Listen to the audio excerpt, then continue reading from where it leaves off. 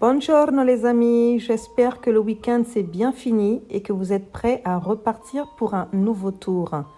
Je vais commencer cette capsule en posant les questions suivantes à une personne connectée à cette vidéo. T'arrive-t-il de penser à toi, de te dégager du temps rien que pour toi? Fais-tu partie des personnes capables de dire non sans avoir de remords ou bien es-tu de celles qui culpabilisent et ont même des sueurs froides à l'idée de vexer ou de ne pas pouvoir se rendre disponible? J'ai voulu mettre le doigt sur ce thème car j'ai vu des gens, moi la première, capables de penser à tout, à tous, sauf à elles-mêmes. Si vous leur demandez « Tu as prévu quoi ce week-end » Ce week-end, je dois aider mon pote à déménager. Et pour les prochaines vacances, c'est quoi ta destination? Cet été, je ne vais pas pouvoir bouger car j'ai promis à ma fille de garder mon petit-fils. Dis, on se fait un ciné samedi? Ah non, samedi, je dois accompagner ma belle-mère faire ses ongles. Non, mais à quel moment penses-tu à toi? Y a-t-il dans ton agenda un créneau, un moment spécialement prévu pour toi? Plusieurs d'entre vous qui m'écoutez penseraient « Mais c'est étrange cette façon de faire ». Car ne dit-on pas que la charité bien ordonnée, certains disent bien ordonnance, commence par soi-même? Pourtant, c'est une réalité. Ce type de personne incapable de dire non existe bel et bien. On ne saurait vraiment expliquer ce genre d'attitude, peut-être un manque d'affirmation de soi, mais pour plusieurs, c'est au point de souffrir, de se faire mal, de se priver, parce qu'elles sont convaincues qu'elles doivent faire passer les besoins des autres avant les leurs. Du coup, elles répondront oui à tout, car dire non ou je ne pourrai pas sont pour elles des signes d'égocentrisme ou de méchanceté. La perspective du non va les culpabiliser et les faire rejeter cette option, peu importe ce que cela va leur coûter. Même fatigués, si quelqu'un leur demande un service, elles diront « Ok ». Pour avoir été ainsi, j'ai envie de dire à quelqu'un qui se reconnaîtra dans mes propos. Penser aux autres, c'est bien. Les aider, c'est très bien, car je n'encouragerai jamais à ne pas le faire, ce serait contre les valeurs que je défends. Mais avec les années, les expériences vécues et surtout grâce à une meilleure connaissance et affirmation de moi, j'ai compris que dire non ou encore je ne vais pas être en mesure de peuvent vraiment être salvateurs. Il est important à certains moments de prendre du temps pour soi-même, pour se ressourcer, pour faire des choses qui nous tiennent à cœur, mais que nous retardons sans cesse parce que nous priorisons les autres, la famille, les amis, nos associations, etc.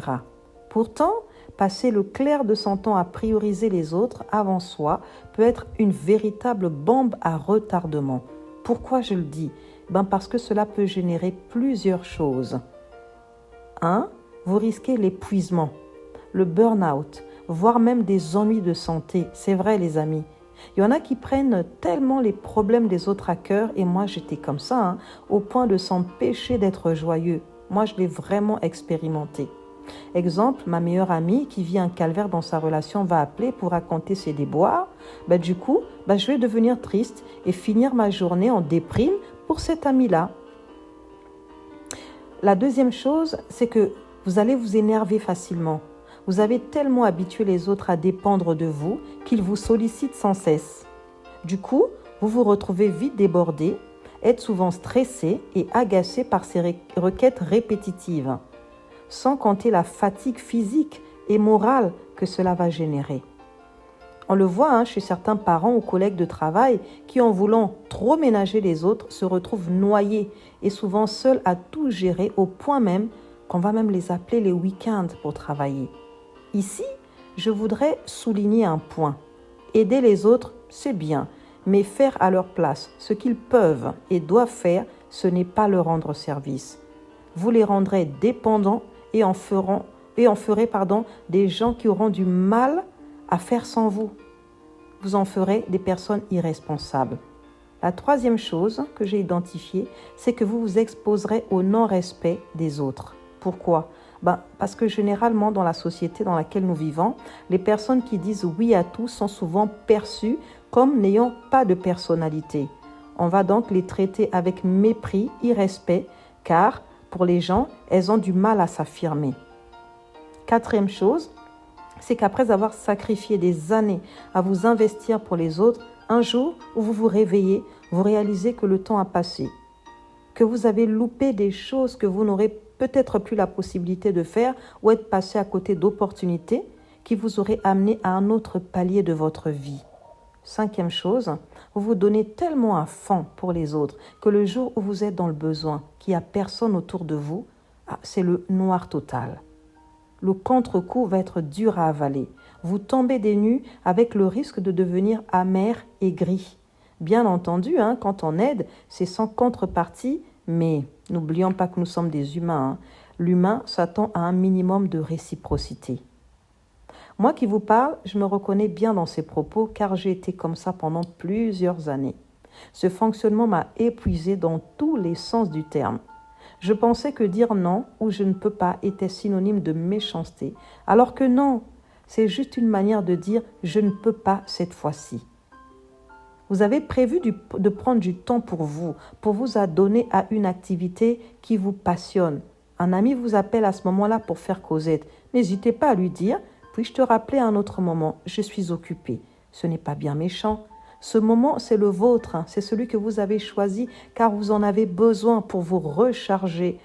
C'est très important. Et si vous n'apprenez pas à dire non, vous serez toujours envahi par les sollicitations et n'investirez jamais en vous. Et si vous ne le faites pas, personne ne le fera à votre place. Vous stagnerez dans votre vie car ce que Dieu veut, c'est votre épanouissement à tous les niveaux. Il veut que vous investissiez en vous pour libérer le meilleur de vous. Me concernant, j'ai compris que longtemps, j'ai vécu ainsi parce que je ne me connaissais pas. Je n'avais pas pris le temps de faire cette quête intérieure pour savoir qui j'étais vraiment et aussi pour trouver ce qui battait réellement dans mon cœur, ce que j'aimais, ce dans quoi je pouvais m'épanouir. Mais depuis que j'ai fait le parcours de la découverte de soi, je me suis vue différemment. J'ai identifié ce qui était susceptible de me combler et depuis que je le fais, je me sens bien, je me sens libre, je me sens moi. J'ai appris à dire non et cela m'a libérée et a changé ma vie. Je vous laisse avec une citation de Peter de Genesté qui dit ceci. « Heureux et libre est celui qui ose dire non. » À vous d'en faire ce que vous voudrez. Sur ce, je vous embrasse et vous dis à vite vite. Armelle, bisous.